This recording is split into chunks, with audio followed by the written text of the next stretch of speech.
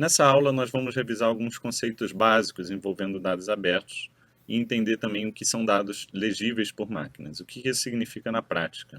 Antes de tudo, para um dado ser considerado aberto, ele precisa ter uma licença aberta. De acordo com a OpenKnowledge, uma licença aberta significa que qualquer um pode, livre e gratuitamente, acessar, usar, modificar e compartilhar para qualquer propósito. E qualquer propósito significa inclusive para finalidades comerciais. A única exigência possível é que seja preservada a proveniência, ou seja, a autoria dos dados, para que seja acreditado de forma correta, e a própria abertura desses dados. Mas, basicamente, um dado aberto ele deve estar disponibilizado para uso coletivo para qualquer finalidade sem restrições.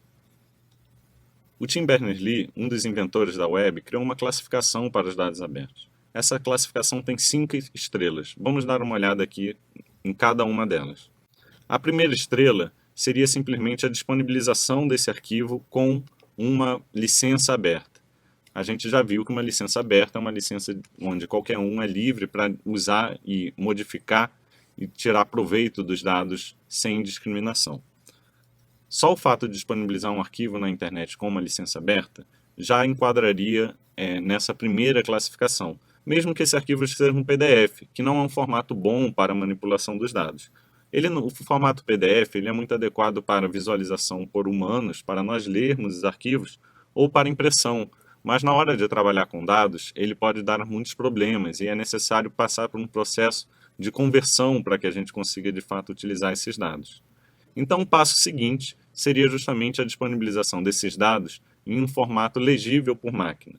E aí a gente tem um exemplo do XLS, o formato da Microsoft, do Excel, onde a gente já tem uma planilha, um dado tabular disponibilizado de forma estruturada, ao contrário, por exemplo, de uma foto, de um PDF, ou mesmo de uma tabela selecionável em formato PDF, você não conseguiria fazer operações como, por exemplo, filtrar e ordenar, que nós veremos logo logo.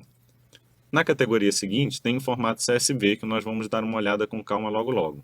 Ele tem um diferencial em relação ao Excel, porque ele se trata de um formato aberto, ou seja, ele não é propriedade de uma única empresa. Então, ele é um formato adotado por muitos portais de transparências e portais de dados abertos, e você vai encontrar muitas fontes de dados disponibilizadas nesse formato. Então, a disponibilização de um arquivo CSV já traria o nosso dado para essa categoria das 3 estrelas. No cotidiano do jornalismo de dados atualmente, em geral, especialmente quando estamos começando, nós lidamos com dados nesses 3 formatos. O pior deles é o PDF, pois a gente não tem um dado de fato estruturado ali, nós precisamos converter esse arquivo, ou encontramos também, por vezes, em formato Excel e, mais frequentemente, em formato CSV. Ao longo desse curso, nós vamos ver como trabalhar com arquivo CSV, tanto no Google Sheets como no SQL, que permite a consultas a CSVs e bancos de dados maiores que seriam impossíveis de serem abertos em editores de planilhas comuns. Por fim, aqui na nossa última categoria dos dados abertos, nós temos a URI. Isso significa o quê? Essa quarta estrela que está sendo assinalada aqui. Significa que esse dado está disponível na internet através de um identificador único, uma espécie de URL que permita que a gente identifique ele de forma inequívoca e consiga utilizar ele em programas ou outros serviços que consumam essas informações. Talvez você já tenha ouvido falar da sigla API. É um exemplo de uma disponibilização de dados nessa categoria, onde a gente consegue não só disponibilizar os dados brutos em um único arquivo, como localizar exatamente através de identificadores únicos cada um dos campos que nós estamos disponibilizando ou estamos trabalhando nos nossos dados.